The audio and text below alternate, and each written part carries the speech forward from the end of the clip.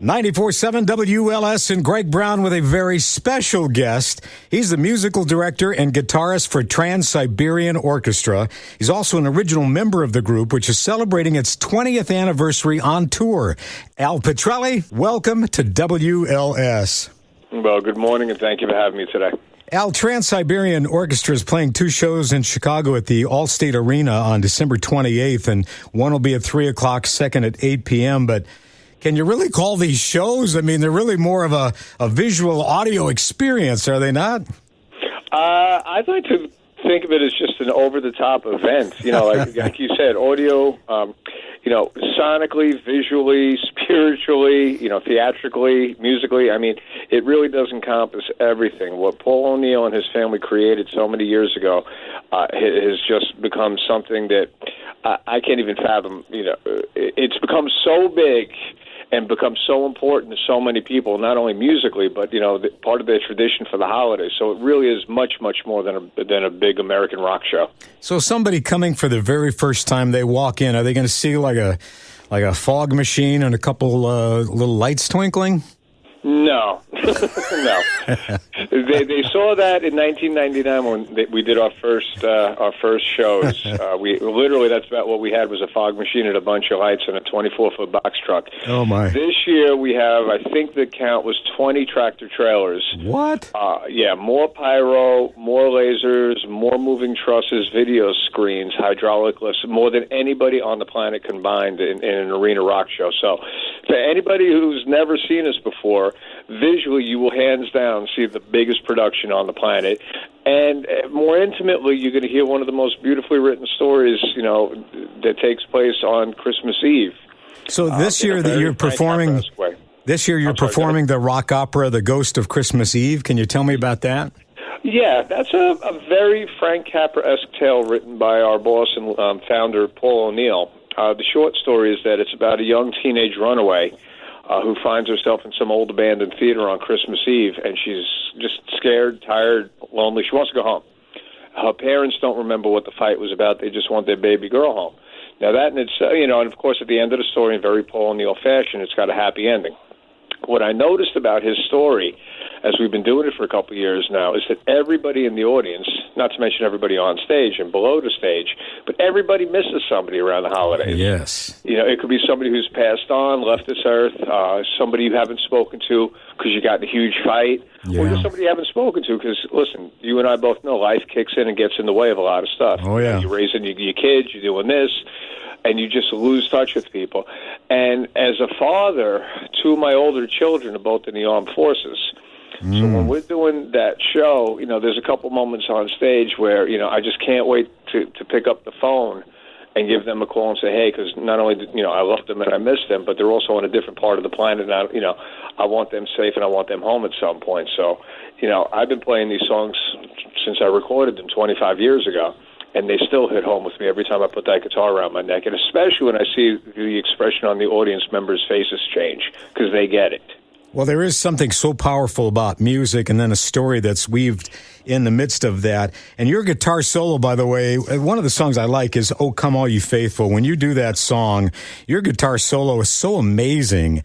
Thank you so much. You are like in the zone, and it seems like you play half that solo with one hand. Am I making that up in my mind somehow?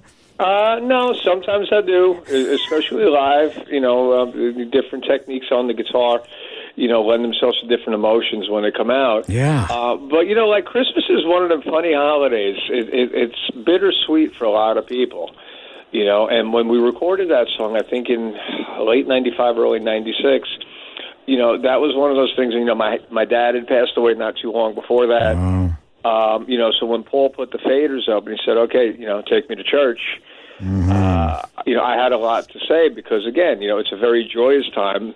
But at the same time, again, going back to Paul's stories, when you miss somebody, this music, like you had just very poignantly said, is extremely powerful.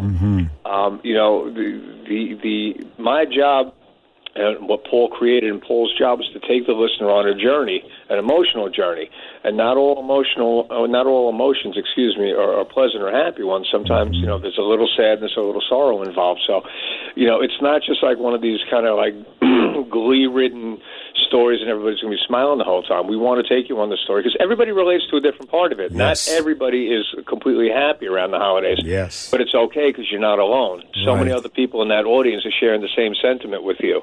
You know, and again, missing somebody is, you know, if it's a fixable thing, by all means fix it. If you can't fix it, then, you know, you remember the people who passed on and you smile and, you know, you'll continue to miss them, but you're not alone. Well, I think the true sign of a true artist is being able to take that emotion from inside them and have it come out through their music, through their instrument, whatever that happens to be. But in your case, it's the guitar. When did you start playing guitar? 1964, when I saw the Beatles on Ed Sullivan. That was it. I was about 2 years old, and my mom will tell you the story. Obviously, I don't remember it that well, but you know, she'll tell you that I had my feety pajamas on, and Paul McCartney and John Lennon and George Harrison and Ringo came out, and literally, they obviously changed the world, not only musically, but every which way. Sure. But my grandfather had an old guitar in the corner of the house, and I remember just like after watching him going over there and kind of strumming it and getting a kick out of how it sounded. And that was it, dude. I was hooked. And that's 54 years ago, you know? Wow. Yeah, long time. What does that feel like to be able to do what you love every night, to be able to do something that you've enjoyed your whole life and to get up and be able to do it in front of thousands and thousands of people every night? It's the greatest thing ever. You know, I tell my kids, if you do something that you love for a living, you'll never work a day in your life. Yes. That doesn't mean it's always going to be easy. Right. You know, it was certainly like the hardest journey I've ever been on.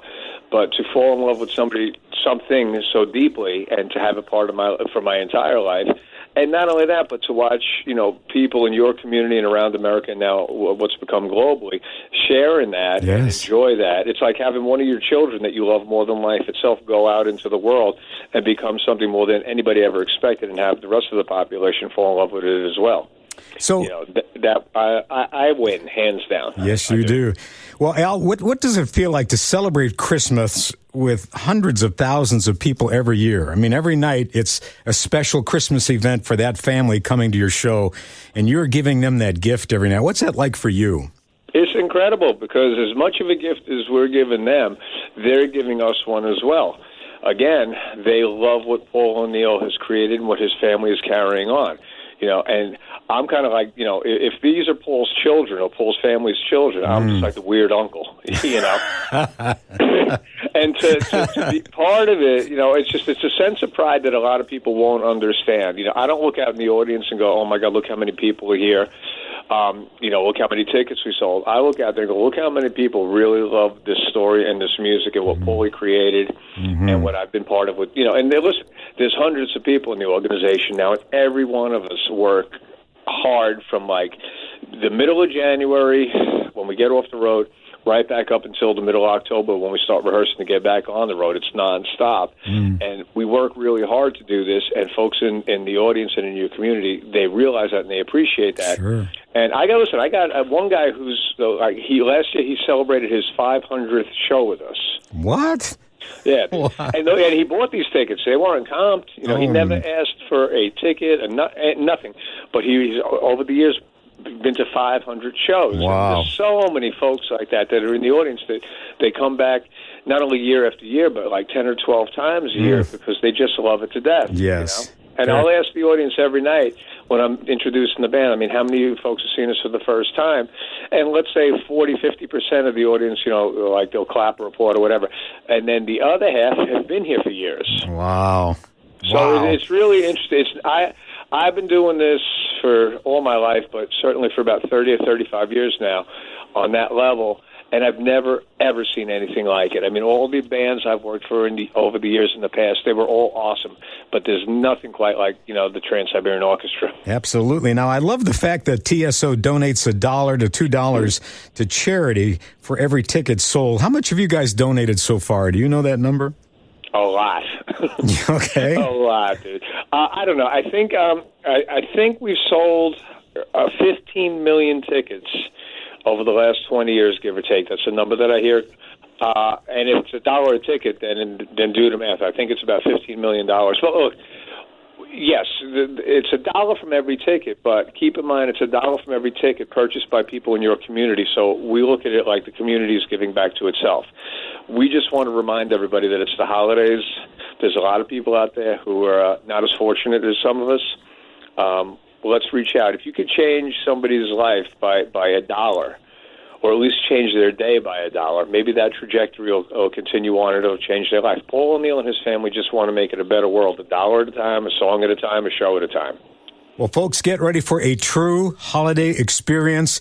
December 28th here in Chicago at the Allstate Arena, 3 o'clock and 8 o'clock shows. Al Pitrelli, thank you so much. God bless you. Merry Christmas and all the best to TSO. Well, back at you, my brother. Thanks for the time. All my best to your family. And listen, we'll be there in about 2 months. I can't wait to get back to Chicago.